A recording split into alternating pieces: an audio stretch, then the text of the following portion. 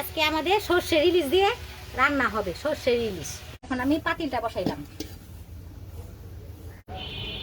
এখন আমি পরিমাণ মতন তেল নিলাম।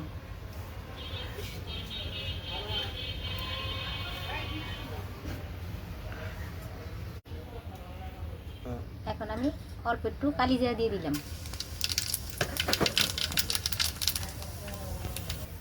এখন আমি সরষাটি দিয়ে দিলাম।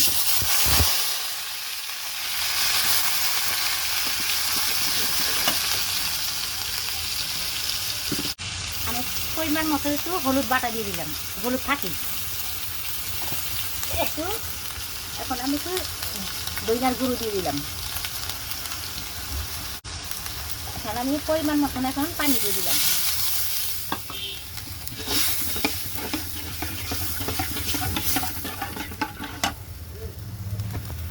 এখন একটু পরিমাণ মতন মরিচের গুঁড়ো দিয়ে দিলাম। স্বাদ মতন একটু লবণ দিয়ে দিলাম।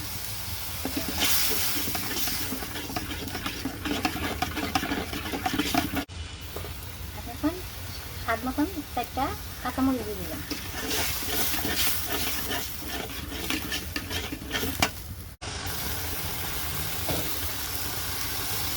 এখন আমি মাছটি দিয়ে দিলাম।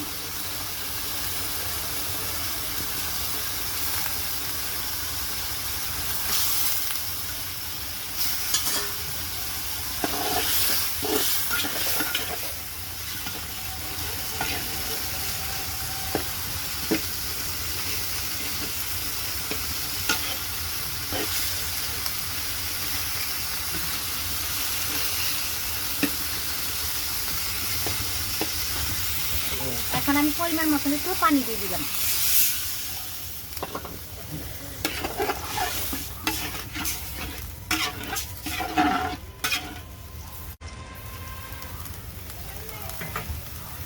এখন আমি ঢেকে দিচ্ছি।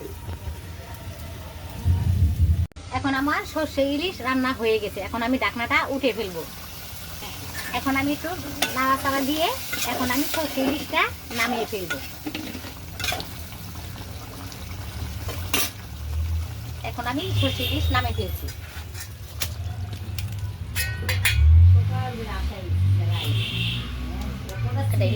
সর্ষে ইলিশ নামিয়ে ফেলছি। এখন আমি ঢেলে দিলাম।